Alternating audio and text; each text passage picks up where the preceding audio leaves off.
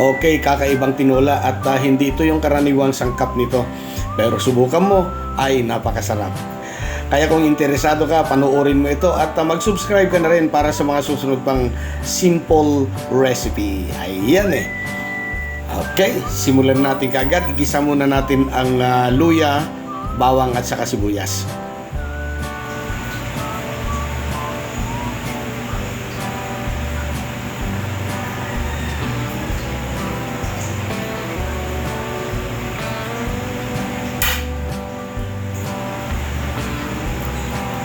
So okay na to. Ilagay na natin yung karne ng manok.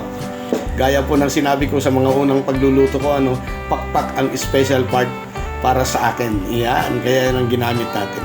Sangkutsahin lang natin itong mabuti hanggang sa medyo maprito yung karne ng manok.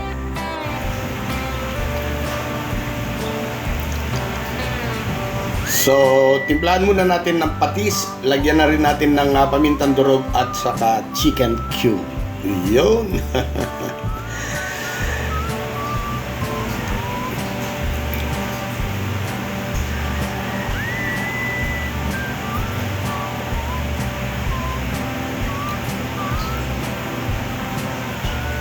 Okay, pwede na tayo maglagay ng sabaw. Hugas bigas nga pala yung ginamit kong sabaw, ha? At nasa sa inyo na rin kung gaano karami ang ilalagay ninyong sabaw.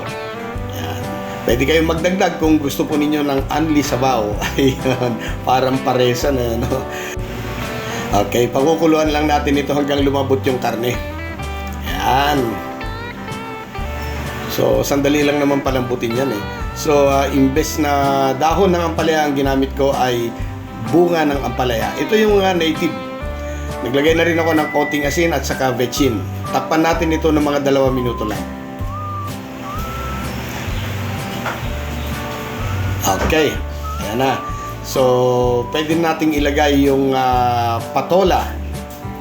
At maglalagay na rin tayo dito ng siling berde or ito yung siling haba. Muli, tatakpan natin ito ng mga 2 minuto lang. At pagkatapos ng 2 minuto, pwede na nating ilagay yung dahon ng malunggay. Yan ang pinakamasustansyang gulay eh. Dahon ng malunggay. Ang daming pwedeng gamitin, paggagamitan dyan. Yan. At ito, takpan din natin ito ng mga 2 minuto lang.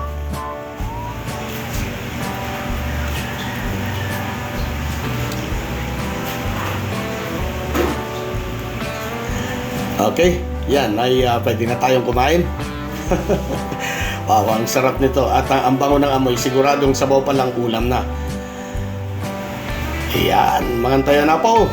Tinolang manok with patola at malunggay. Maraming salamat po muli sa panonood. See you again next video.